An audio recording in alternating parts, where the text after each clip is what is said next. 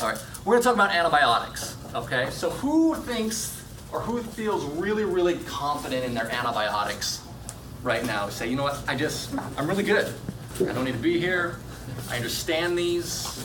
I can take these out, left, right, left. Yeah, so antibiotics, it's a really big topic, right? And I think that in order to be really great and really proficient and really competent at antibiotics, what we want to do and understand is we have to look at antibiotics 3 ways. One is you take a class of antibiotics. So in our case today, we're going to do beta-lactams. Or you can take fluoroquinolones or aminoglycosides or the macrolides, and you break them up into certain categories, and you say, what's the differences between the penicillins and the cephalosporins? And in that penicillin group, what's the difference between Pen-G and between amoxicillin, right? And you do that for the whole one. The second way is you take an organ system, pulmonary infections, abdominal infections, and you say, what are empiric antibiotics that I can use for these? And then the third way is you take a specific organism. You take something like MRSA, you take something like Pseudomonas, and you say, what are the different antibiotics that treat those, and when would I use each? And in order to be proficient and competent at antibiotics, you have to use all 3 of those ways, and you need to make connections in your mind as you're learning and as you're going through these, okay? So for us, we're going to spend most of our time, or all of our time, on beta-lactam antibiotics, and we're going to break these down and try to understand them. And the reason why beta-lactam is because this is the biggest group of antibiotics that you're going to use here at the hospital. And so knowing the differences between some of these is going to be really, really important, okay? And so there's a thing between empiric and culture-based antibiotics, right? And so for the most part, we're going to talk about empiric antibiotics because culture is a lot easier. Once you get the culture, you can narrow it to a narrow-based antibiotic, okay? So we can't really talk about beta-lactams unless we talk for 2 minutes about what it is and what it inhibits. So the cell wall is essentially this. It's repeating disaccharides that are bound together by a 4 amino acid side chain, right? Remember back to your microbiology days as an R2 or MS2. And this 4 amino acid side chain is cross-linked by something, an enzyme. What is that cross-linked by? Penicillin binding protein. Yeah, exactly right. We'll call it penicillin binding protein, PBP. The other name for it you might see is transpeptidase. Now, there's multiple types and functions of penicillin binding proteins, but we don't need to concern ourselves about that, okay? And then every beta-lactam has the same beta-lactam ring. This is the beta-lactam ring. So you got a nitrogen, you got carbon, you got a double bond to an oxygen. That's the beta-lactam ring. And the difference between these antibiotics is basically, it's your side chain that's different, okay? So automatically right here, we've talked about no antibiotics, but I've shown you 2 resistant mechanisms that bacteria can use to become resistant to the beta-lactams. And it's going to become more important as we go along here. So one of the ways that that bacteria can become resistant is they change the penicillin binding protein. What is our classic organism that changes its penicillin binding protein? MRSA, right? So MRSA has a MEK-A gene. It encodes for a new penicillin binding protein 2A, which means, by definition, no beta-lactam antibiotic, except one, which we'll get to, is going to cover MRSA because it changes its beta-lactam. Or it changes the penicillin binding protein, right? Okay. And 2, beta-lactamase. Bacteria can inhibit the organism by producing a beta-lactamase. And there's many types of beta-lactamases, but they cleave this bond right here. So there's penicillinases, there's cephalosporinases, there's extended spectrum beta-lactamases, there's carbapenem-resistant beta-lactamases, which are the superbugs we'll get to, okay? But this will make a little bit more sense as we go on, okay? Any questions so far? Pretty easy breezy. All right. So in the beta-lactam group, there's 4 classes of antibiotics. R1, give me one class. Penicillin. The penicillins, all right. R2, give me another one. Cephalosporins. R3, give me another one.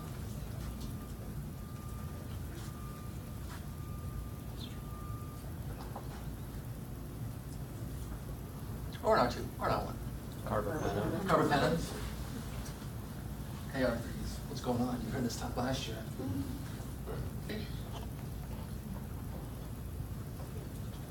And there's one more class.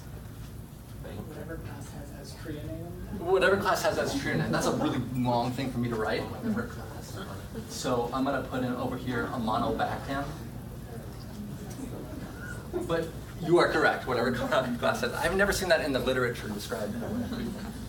Okay, now it's not that easy, right? So you've got these 4 classes, and it's really important to conceptualize, but there's gonna be more subgroups within each. So let's start with the penicillins, all right? So the penicillins, you have, and you might see this described a little bit differently in some text, but I think the easiest way is to say you've got your natural penicillins, you've got your amino penicillins, you've got your anti-staph penicillins, and then you've got your combination. All right? All right, so let's take this. What are my natural penicillins? Yeah, so Pen-G, Pen-BK, in the oral form, right? So these are the OGs of antibiotics, right? OGs. So these have been around since the 40s, right? When they came out, they used to treat everything. You could treat gonorrhea with these things, but as we've talked about, more and more resistance to these. So we're never going to really use these empirically for a whole lot of things, but they still have a special role for us. What do we treat penicillin with penicillin? Syphilis. Syphilis, yes. So you can use IM for early and some late, and then neurosyphilis is the IV form. Very good. No, well, hold on now. Syphilis, though, has been around for, billions of years. Well, not that, but it's been around for a long time.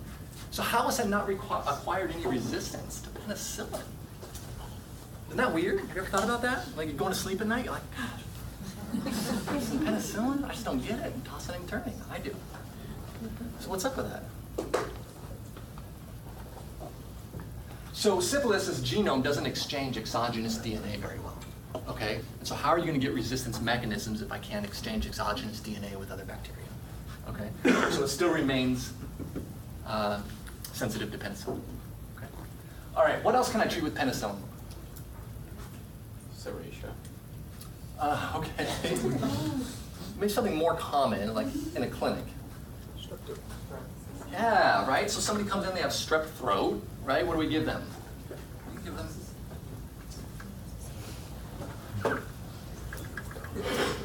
We'll say gas for group A strep, right? So there's not a whole lot of resistance with syphilis and with group A strep, so you can get away with using that. So it's hard to dose penicillin, you have to give it so many times, but these are the ones in which you would use it, okay? All right, so we don't want to spend too much time on that because we don't use those a whole lot. What about your aminopenicillins? This is your ampicillin and amoxicillin. These are essentially the same things, okay? Amoxicillin is the oral form because it's better absorbed. Ampicillin is your IV form. It's not absorbed very well, okay? But they cover essentially the same things. So as we go along here, this is going to have a little bit more gram-negative coverage than the penicillins. Penicillins are pretty big. Okay, they don't like to go through big gram-negative cell walls. But it still has a lot of resistance. There's some things that we can use for it. So where have we seen amoxicillin or ampicillin used? Ear infections. Okay, so like otitis media maybe. So these are going to be your drugs for listeria, so ampicillin, enterococcus. If it's sensitive, it's not resistant to it. So listeria, when do we think about listeria? Meningitis in elderly. Meningitis in the elderly, so what is elderly? Over 65. Over 65. So Zach looked this up last year when I was giving this talk because he couldn't believe me. 50, yeah, so it's actually 50. That's not very old, right? I mean, some of your attendings are way older than that, right? So, don't tell my son that. So listeria, so we give ampicillin empirically for bacterial meningitis if they're over 50 or if they're immune compromised from any sort, right? So collagen vascular diseases, alcoholism, things like that. Ampicillin is for that, okay? And then enterococcus is good. The other one we might use amoxicillin for is, since amoxicillin, it still has really nice group A strep coverage. So your patients that you're treating for cellulitis in the hospital, and I want to send them home and cover for both community-acquired MRSA with something like doxycycline or Bactrim, I can add amoxicillin to that for better group A strep coverage, okay?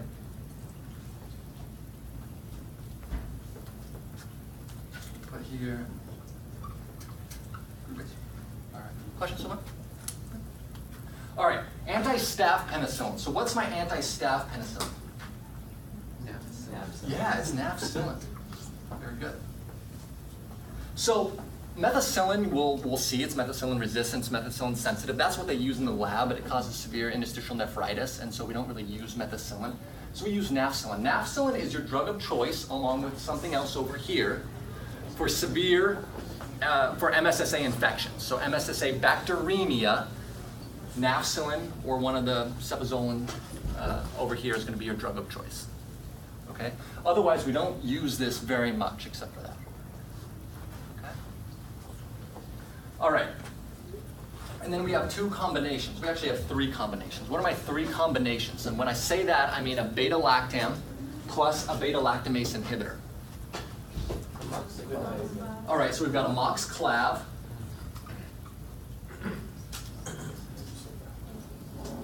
What else? Amsulbactam. And piptaz. Excellent. So amoxiclav and amsulbactam are essentially the same thing. Amsulbactam is your IV form of amoxiclav. Okay. So what's the difference between amsulbactam and piptaz? So which one has Pseudomonas? Piptaz. What is the other difference between piptaz and and amsulbactam?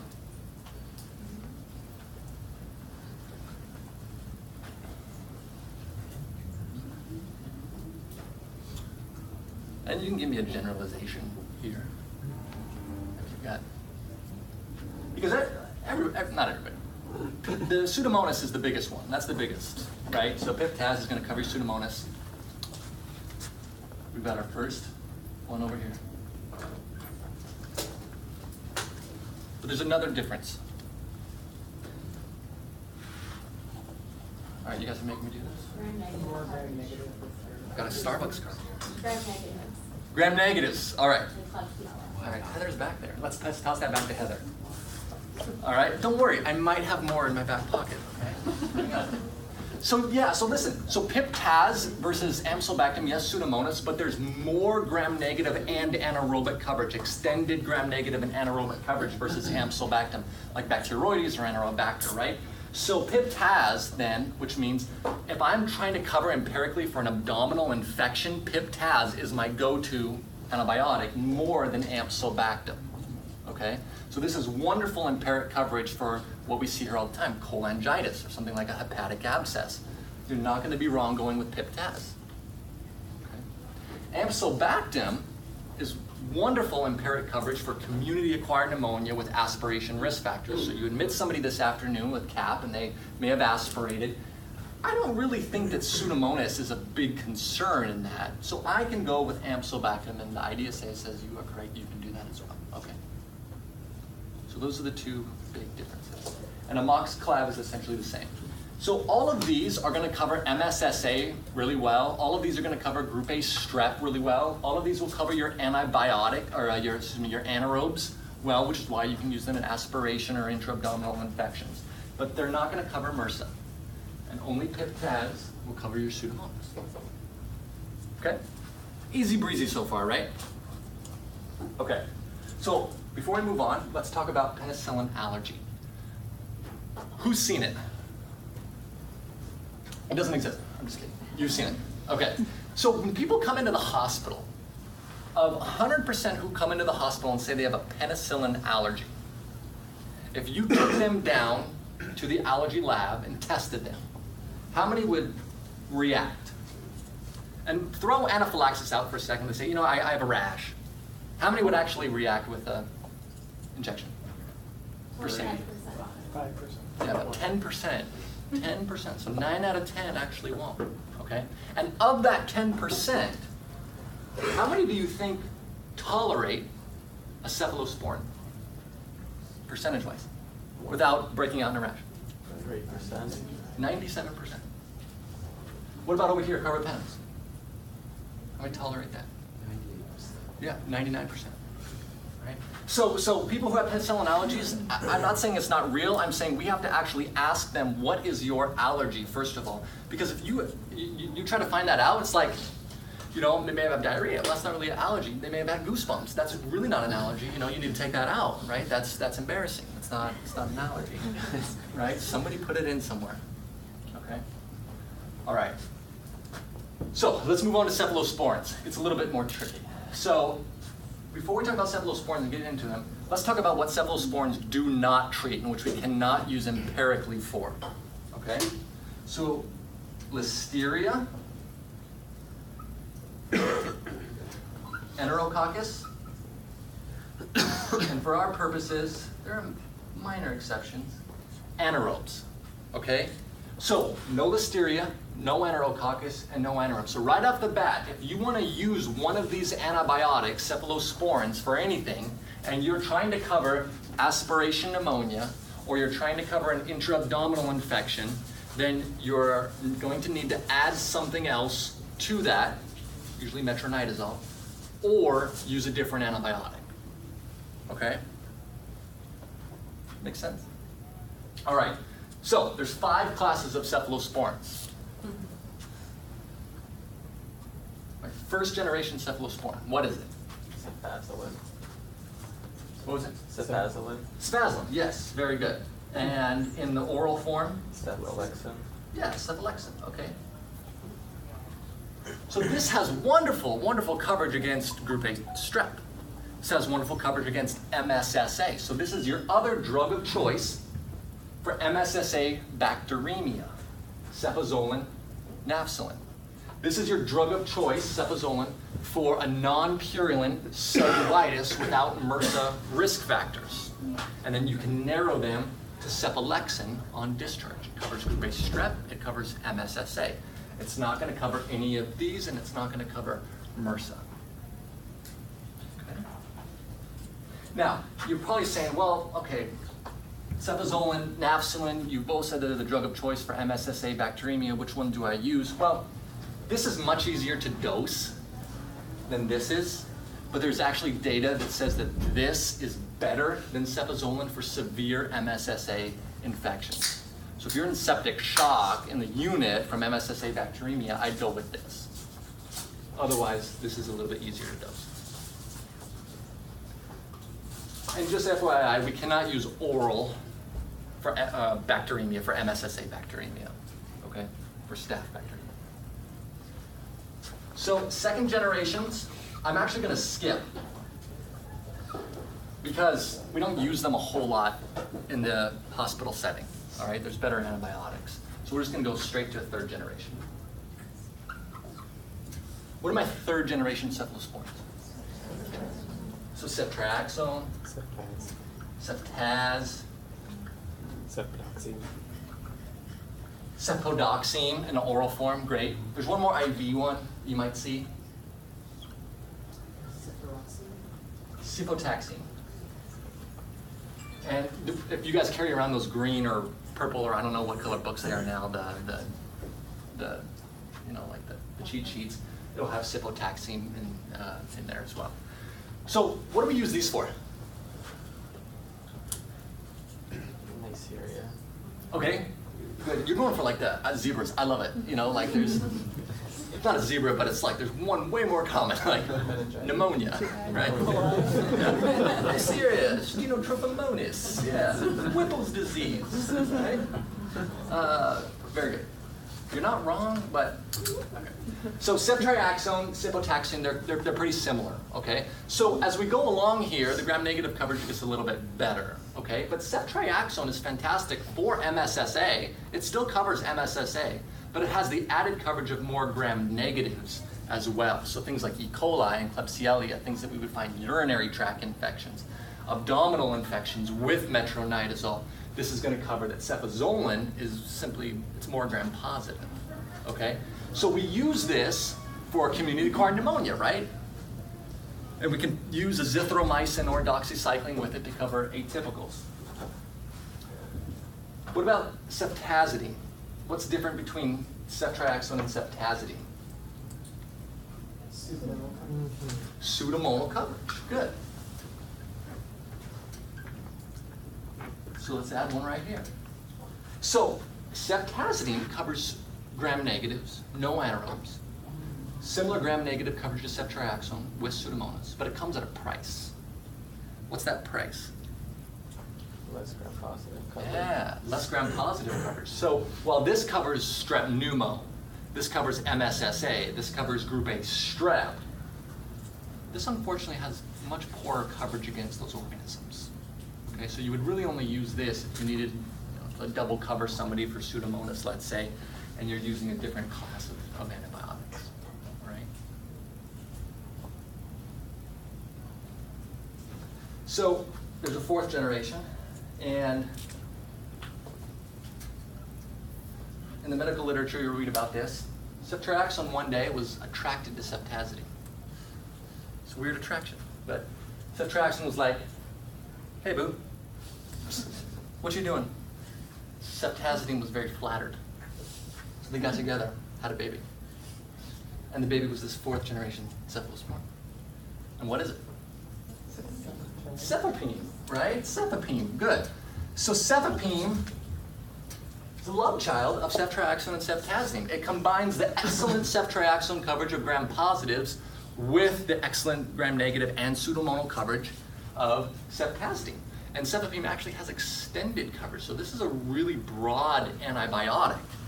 Covers gram-positives, gram-negatives, MSSA, strep pneumo.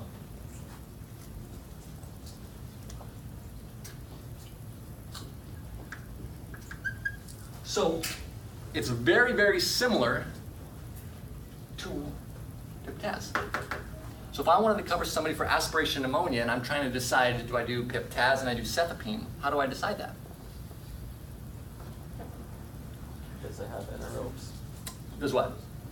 The infection that you're treating. Well, it's aspiration. You tell me. Oh, yes. Yes. So which one would I go with? Pip-Tazo. Pip-Tazo. What if I want to do an intra-abdominal infection? Pip-Tazo. You do Pip-Tazo. That's right. Exactly right. And you're answering a lot of questions right today. I think you did very good. Very good. Very good. I may have more. So cefepime is really, really great.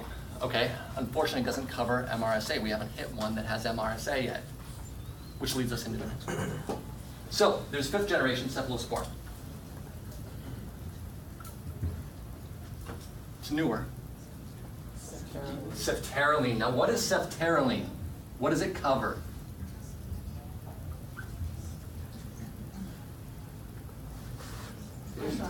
Yeah.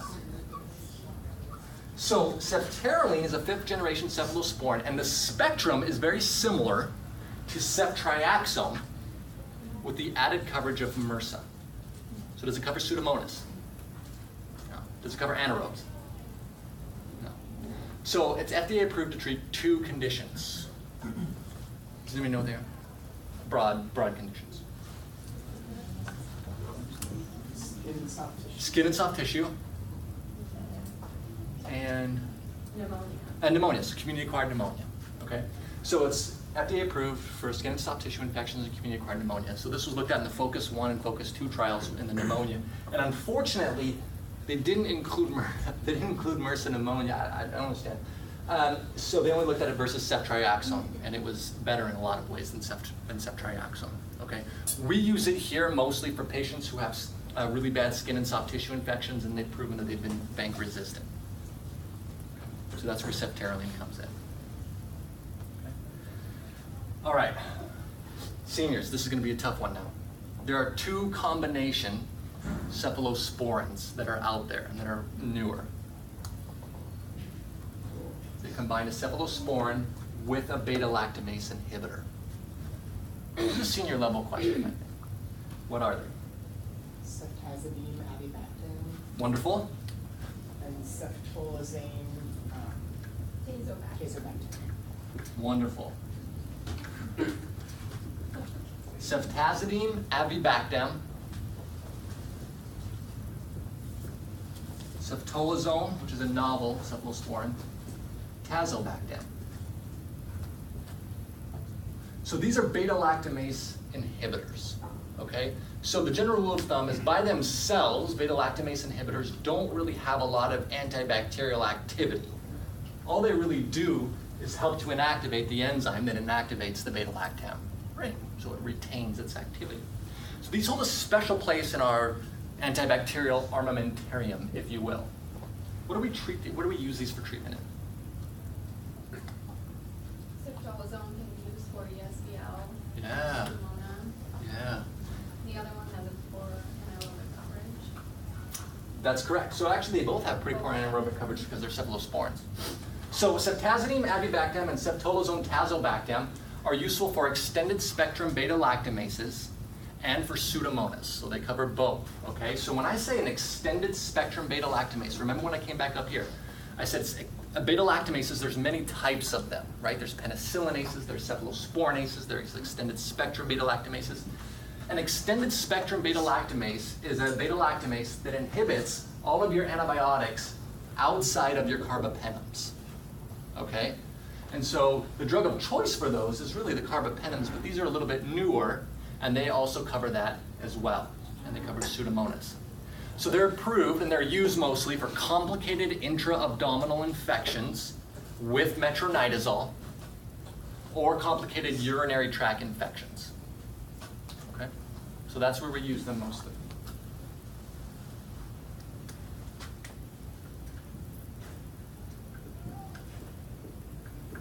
So we'll just put this up here. See, we're making a list now. This is how I said we want to start making connections between the different ways that we study antibiotics, right? So ceftazidime, avibactam, ceftolozone, tazobactam, Pseudomonas. Okay? Questions on that one? All right. All right, so as Stephen said, the antibiotic that had the class that has, I don't even know what you said, but it was right. All right, so this is aztreonam. It's the only drug in the monobactam class, and aztreonam treats what? Gram-negatives. Yeah, it treats gram-negatives, including Pseudomonas. And it's gram-negative aerobes,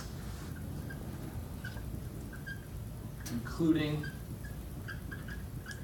Pseudomonas. Now, every hospital that you go to is going to have a antibacterial antibiogram, and it'll tell you, how good each of these antibiotics are against Pseudomonas. Ours isn't that great here, but on the board exam, you want to know that aztreonam covers gram-negative aerobes, including Pseudomonas. Can I use it for aspiration pneumonia by itself?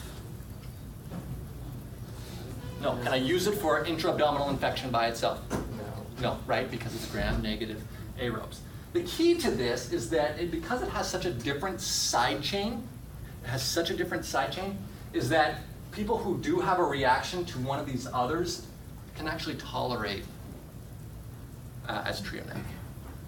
Okay? Unless you have a reaction specifically to ceftazidime, because the side chains of aztreonam and ceftazidime are very similar. Okay? Pseudomonas is winning. We'll get new markers for next time. All right, so we have our carbapenems. Carbapenems have been described by some people as the decerebrate antibiotics, okay? And what that means is you could be decerebrate, you could say imipenem or meropenem, and you're gonna be right, right? Because these are gonna cover pretty much everything that there is. Now, while you're right with saying imipenem or meropenem for impaired coverage, you might not actually be as right as you could have been, because there's probably something a little bit lower spectrum to cover, okay? But these have great activity. So bad. Against gram-positives, gram-negatives, anaerobes, anaerobic organisms, And it also covers, for the most part, Enterococcus faecalis and Pseudomonas, with one exception. Okay? So it's going to cover all of these things. There's 4 of them. R1, give me one of them. Oh, you got all 3. All right, so you've got imipenem, I heard. And we put imipenem, it comes with a medication called Celastin. Celastin inhibits renal dihydropeptidase, which breaks imipenem down. Okay? And then I heard meropenem. I heard ertapenem. And there's one more that we don't use here. Yeah, doripenem. We don't really have to use much about doripenem. It's said that it has the best pseudomonal coverage, but we don't really use this. So imipenem, celastin, meropenem, and ertapenem, there's some similarities, there's some differences that we have to know about, okay? Imipenem and celastin and meropenem cover Enterococcus faecalis and Pseudomonas. Ertapenem is the one that's missing coverage against Pseudomonas and Enterococcus faecalis. So it misses Pseudomonas. It misses E. faecalis. I'll tell you, all of these typically miss Enterococcus specium. Okay. Meropenem is the best, probably for meningitis, M for M, because it crosses the blood-brain barrier a little bit more quickly. Okay.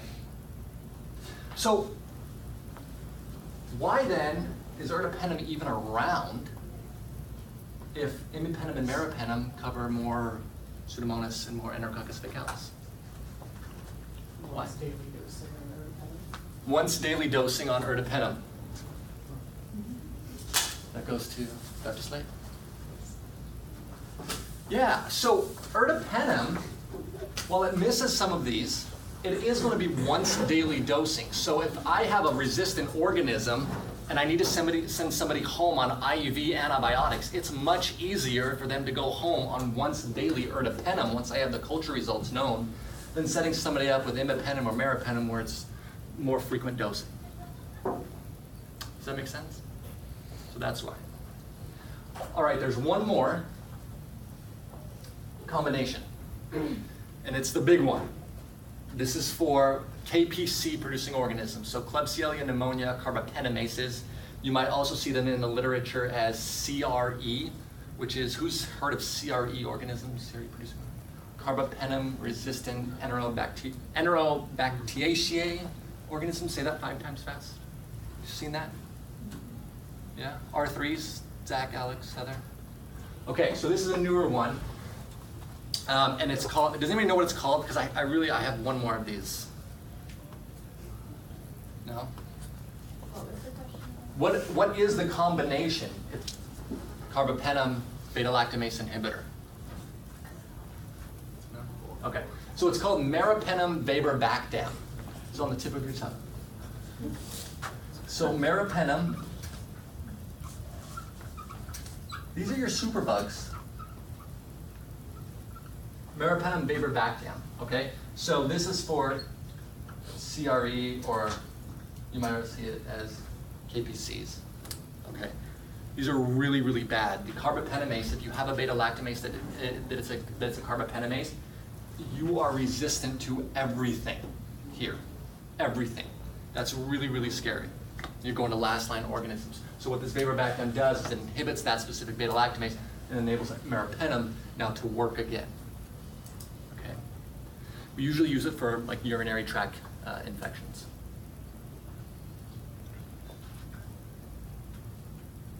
So those are your beta-lactams.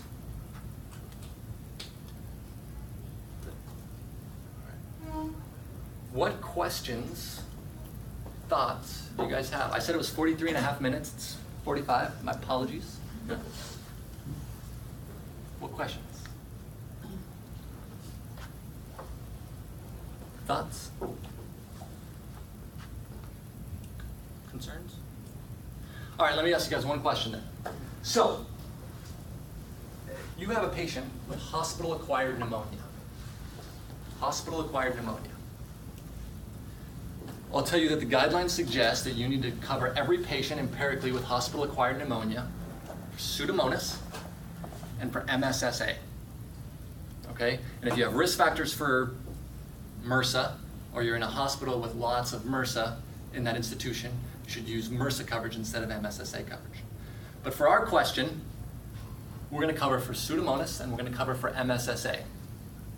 There are 4 antibiotics up here. I need one person, got one left.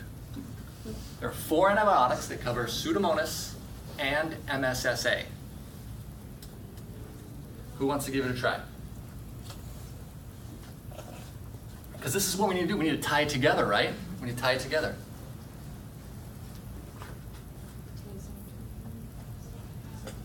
Are you gonna do it? I gotta have one question. We can't, we can't split the coffee, right? Well, maybe you can. It's your coffee. Who wants to do it? Well, you already got a copy. You already got a copy. Are you gonna do it? You started one, right? I know one. Well, we gotta have all 4. Who's confident that they can do all 4?